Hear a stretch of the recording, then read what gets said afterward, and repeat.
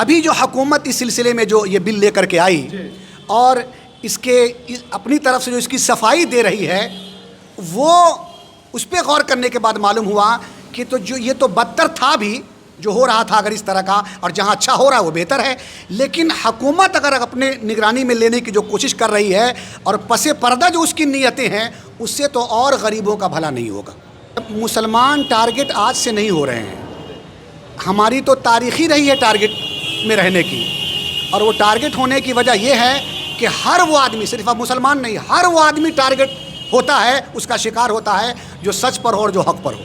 हुकूमत हमारी आवाज़ सुने ना सुने, लेकिन यहाँ के आइनीन पर हमें भरोसा है और वहाँ हमारी आवाज़ गई है, तभी तो आर्जी स्टे मिला है। तो हम फिर हुकूमत के अंदर अगर ईमानदारी है तो फिर चाहिए था कि ऐसे मुतवल्ली के ख़िलाफ़ कार्रवाई करें। ऐसे चेयरमैन जो भ्रष्ट चेयरमैन हैं या जो उस ओहदे पर सीईओ हैं या जो उसमें जो कारकुनान है, उस पर कार्रवाई करे, उसको वहाँ से खारिज करे और उसकी जगह पर एक शफाफियत लाए और वहाँ एक ईमानदार अफसर की तैनाती हो। तो हम तो कहेंगे कि इसके पहले जो हुकूमतें थी, मैं नाम नहीं लेना चाहता था, तो वही हमारे लिए भला कर रही थी ज़्यादा, कि सब्सिडी भी दे रही थी, जाने में आसानी भी थी। और इसने तो तरह तरह की कैद भी लगा दी। इसने तो कहा कि अब आप 3 साल या एक बार चले गए हैं तो 3 या 5 साल के अंदर में फिर जा भी नहीं सकते थे। यानी कि अगर एक बार आप चले गए, हाँ पैसा हमारा, लेकिन हम हर साल नहीं जा सकते हैं, उसकी कैद लगा दी गई, चाहे उसकी इसके पीछे भी जो नीयत हो। यानी शायद वो हुकूमत तो हमसे ये भी चाहती है कि हम अल्लाह ताला की इबादत भी ना करें। इस वक्त मौजूद हैं हम यहाँ पे राहत रोड में मौला मस्जिद में।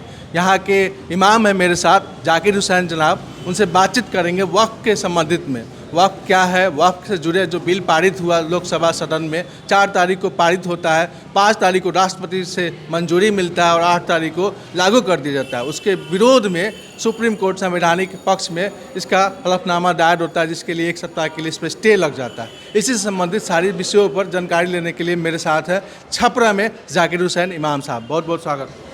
चलिए, बहुत शुक्रिया। वक्फ की जो प्रॉपर्टी है, जिन लोगों ने या जहाँ जहाँ जिन जिन लोगों ने इसे वक्फ़ किया, जो इसके वाकिफ़ हैं करने वाले, उनकी कुछ नीयतें होती थी। पहली नीयत ये होती थी कि हमने अपनी मिल्कियत से इसको हटा करके अल्लाह पाक के लिए फ़ी सबीलिल्लाह इसको हमने दे दिया। और उसमें वो कुछ तफसील भी लिखते थे, जैसे बताते थे कि इसका इतना फ़ीसद गरीबों में ख़र्च होगा, या इतना फ़ीसद मस्जिदों में होगा, इतना फ़ीसद जो है वो मुसाफिरों पर होगा। तो वक्फ़ की ये जो तफसीलें हैं वो अलग अलग कुछ हुआ करती थी, मगर सब का ख़ुलासा यही है कि जो दबे कुचले लोग हैं, ज़रूरतमंद लोग हैं, उन तक इसका फ़ायदा पहुँचे। और यही होता भी आ रहा है। ये और बात है कि इससे भी इनकार नहीं किया जा सकता कि इसके जो मुतवल्लियान हैं, जिसको केयर टेकर कहा गया है, वो केयर टेकर नहीं रहे, बाद में आहिस्ता आहिस्ता उसके वो मालिक बन गए। और मालिक बनने के बाद जो वाकिफ़ का जो असल मकसद था उसको उन्होंने ख़त्म कर दिया और वो ख़ुद मुश्तंडे हो गए खा पी करके, और अपनी औलादों को उससे फ़ायदा पहुंचाने लगे, और गरीब गुरबा का कोई काम नहीं हुआ। ऐसी भी बहुत सारी मिसालें आपको मिल जाएंगी। लेकिन इससे वक्फ़ करने वाले या उस प्रॉपर्टी पर कोई फ़र्क नहीं हुआ। ये तो जो उसकी नीयत थी, उसको अल्लाह के वहाँ हमारा ईमान है कि वही सवाब उसको मिल रहा है। जो उसमें खुर्द बुर्द कर रहा है, उसका अजाब उसको उसका भुगतना पड़ेगा। अभी जो हुकूमत इस सिलसिले में जो ये बिल लेकर के आई और अपनी तरफ से जो इसकी सफाई दे रही है, वो उस पर गौर करने के बाद मालूम हुआ कि तो जो ये तो बदतर था भी जो हो रहा था अगर इस तरह का, और जहाँ अच्छा हो रहा है वो बेहतर है। लेकिन हुकूमत अगर अपने निगरानी में लेने की जो कोशिश कर रही है और पसे पर्दा जो उसकी नीयतें हैं, उससे तो और गरीबों का भला नहीं होगा। गरीबों का भला नहीं होगा। हाँ, अब ये है कि जो हम लोगों को भरोसा था यहाँ के अदलिया पर, यहाँ के कानून पर भरोसा करके, और करना भी है, चूँकि हम जिस मुल्क में रहते हैं वहाँ के आइनीन पर हमारा अमल है, हम इस पर इसको कबूल करते हैं। तो हम लोगों ने सुप्रीम कोर्ट के दरवाज़े को खटखटाया, और पहले भी हम कह चुके थे कि हम जाएंगे, और हम गए। और हमें बड़ी खुशी हुई हम सबको कि सुप्रीम कोर्ट ने आर्जी तौर पर ही सही, मगर इस पे हफ्ता भर के लिए स्टे लगा दिया। ये तो उम्मीद की छोटी सी किरण है जनाब। बिल्कुल बिल्कुल। लेकिन मुझको ये लगता है कि जैसे हफ्ता भर हम सोचेंगे तो हमारे अदलिया पर जो लोग फायज़ हैं वो भी सोचेंगे। तो बहुत उम्मीद है हमें कि जो लोग ऊंचे ओहदे पर फायज़ हैं, एक हफ़्ता में वो अपना मुताला करके, स्टडी करके जब वहाँ तक पहुँचेंगे, वो एक हफ़्ते का जब दिन आएगा, तो हमें इससे बेहतर उम्मीद है। अच्छा, उस बिल में जो भी आपको हम लोगों को दिखाई दिया, जैसे कि वक्फ बोर्ड में दूसरे समाज के, दूसरे धर्म के लोग भी शामिल हो, या वक्फ बाय यूजर के बारे में भी बहुत सारी चीज़ों को लिया गया, संपत्तियों के बारे में कि वो कब्जा अलग अलग तरीके से होगा, उसके बारे में थोड़ा सा बताएं। देखिए, ये जो भी इस तरह के शोशे हैं, जो पॉइंटेड हैं, पॉइंट वगैरह हैं, वो कुल मिलाकर के वही है कि वो चीज़ें हमारी अब हमारे फ़ायदे के लिए रह नहीं जाएंगी। तो इसमें दूसरी बात कुछ कही नहीं जा सकती है, दूसरी बात कुछ नहीं कही जा सकती है। मतलब है कि हमारा जो संगठन है, मुसलमान समाज है, उसके दिल में तो कहीं ना कहीं ये है कि ये सरकार कुछ ना कुछ कमियां ला रही है। 3 तलाक लाया, ये लाया, अनुच्छेद कोई भी ला रहा है, तो मुसलमान ही क्यों जो है बार बार टारगेट हो रहा है, ये बताइए। मुसलमान टारगेट आज से नहीं हो रहे हैं, हमारी तो तारीख़ी रही है टारगेट में रहने की। और वो टारगेट होने की वजह यह है कि हर वो आदमी, सिर्फ अब मुसलमान नहीं, हर वो आदमी टारगेट होता है, उसका शिकार होता है जो सच पर हो और जो हक़ पर हो। ये दुनिया की रीत है, सिर्फ मुसलमान की कैद नहीं है। जो सच्चाई पर रहता है, आजमाइश उसी की होती है। गलत, अब जैसे अभी जो आप जाल लगाते हैं तो उसमें शेर थोड़ी फंसता है, उसमें छोटे छोटे परिंदे, कमज़ोर परिंदे ही फंसते हैं। और आज चूँकि माली तौर पर हम कमज़ोर हैं, और अगर वोट बैंकिंग की बात करें तो वहाँ भी हम कमज़ोर हैं तादाद के एतबार से भी, तो हम निशाना हमेशा बन रहे हैं। माना कि यहाँ वोट बैंकिंग से आप कमज़ोर है, लेकिन जिस तरीक़ा से नीतीश सरकार या जो भी सरकार साथ शामिल था केंद्र सरकार में, हम ये केंद्र सरकार की बात करते हैं, उसमें उन लोगों का भी समर्थन मिला। कहीं ना कहीं ये दिख रहा है कि ये बिल के बारे में जो समर्थन उन्होंने दिया, उसके बारे में क्या सोचते हैं? देखिए, अब नीतीश कुमार जी जो हमारे अभी वज़ीर आला हैं बिहार के, सूबे के मुखिया हैं, और उनके काम काज से हम लोग खुश हैं कि बड़ा अमन है हमारे सूबे में, चैन और सुकून है।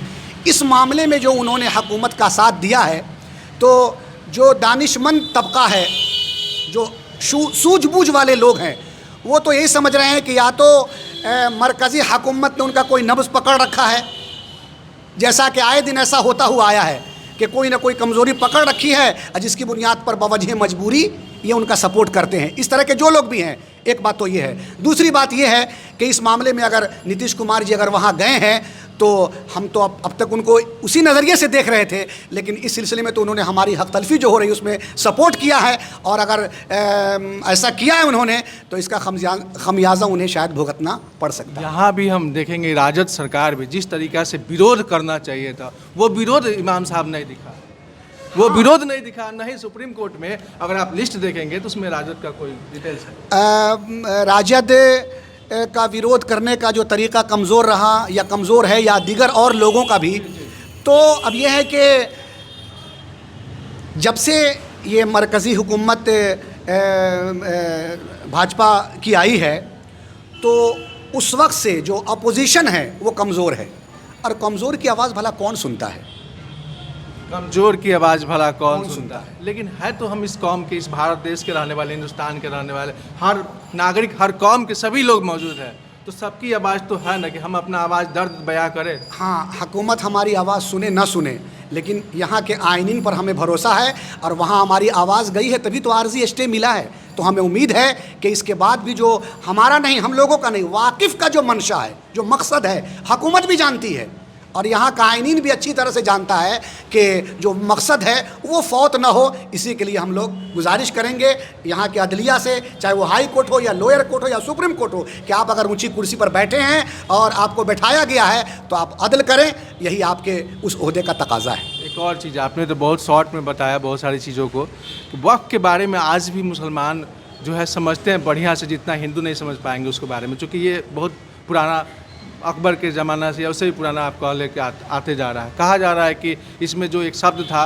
कि हिंदू शब्द को जोड़ा जाएगा कि कोई मंदिर, कोई मस्जिद बनाने में किसी और की ज़रूरत हमें नहीं है, अगर मरम्मत करनी पड़े तो इसमें दूसरे समाज की क्या ज़रूरत है। जैसे केंद्र सरकार ने बोला था कि इसमें कुछ लोगों को जोड़ा जाएगा, इसके बारे में थोड़ा सा हम प्रकाश जानना देखिए, वक्फ की जो प्रॉपर्टी है वो तो कई तरह की है। अगर पर्टिकुलर अगर मस्जिद की बात करें तो मस्जिद क्या है? हमारी इबादत गाह है, जहाँ हम अल्लाह की वंदना करते हैं, उसकी पूजा करते हैं, उसकी परस्तिश करते हैं। और हमारे मुल्क में कई तरह की कौमें हैं या कई धर्म के लोग भी मौजूद हैं। तो हमारा मानना यह है कि जिस तरह हम एक खुदा की इबादत करते हैं, तो हम नहीं चाहते हैं कि इसके काम काज में हम किसी और से मदद लें। और ये जो आपने कहा कि ये अकबर या किसी भी बादशाह के ज़माने में वक़्फ़ का ये मसला शुरू हुआ, ऐसा नहीं है, बल्कि हमारे प्रोफेट हज़रत मोहम्मद सल्लल्लाहु अलैहि वसल्लम के ज़माने से ये वक़्फ़ का सिलसिला शुरू हुआ है। वो हुज़ूर सल्लल्लाहु अलैहि वसल्लम का, हमारे प्रोफेट का जो खजूर का बाग था, वहाँ से वो क्या कहते हैं कि इसका सिलसिला शुरू हुआ है। तो ये किसी बादशाह से या किसी ख़ास वक्त से इसको जोड़ना ये सही नहीं होगा। ये तो प्रोफेट मोहम्मद के ज़माने से ही चला आ रहा है। तो कहीं ना कहीं जो हमारे संगठन, हमारे मुसलमान समाज नाराज़ है, उस नाराज़गी में कहा जा रहा है, केंद्र सरकार ये कह रहा है कि जिस तरीक़े से आम मुसलमानों को कोई फ़ायदा नहीं है इस वक्फ संपत्ति से, लोग कुछ धन्ना सेठों के हाथों में, जैसे कुछ मदीना हो गए या कुछ वारसी हो गए, उन लोगों का ये स्टेटमेंट था कि इसमें कुछ लोग जो इसके जुड़े हुए संस्थापक सदस्यों में चेयरमैन है, बोर्ड का अध्यक्ष है, उन्हीं लोगों को मतलब फ़ायदा है, लेकिन आम मुसलमान जो है उनको कुछ भी फ़ायदा नहीं है। आपके इस सवाल से मैं थोड़ी देर के लिए सहमत हूँ। आपके ज़रिए जो सवाल है हुकूमत का कि गरीबों का फ़ायदा नहीं है या उन्हें नहीं पहुँच रहा है, इस पर वो लोग, जैसा कि हम पहले कह गए कि जो केयर टेकर है या मुतवल्ली है, जो काबिज़ हैं, तो फिर हुकूमत के अंदर अगर ईमानदारी है तो फिर चाहिए था कि ऐसे मुतवल्ली के ख़िलाफ़ कार्रवाई करे।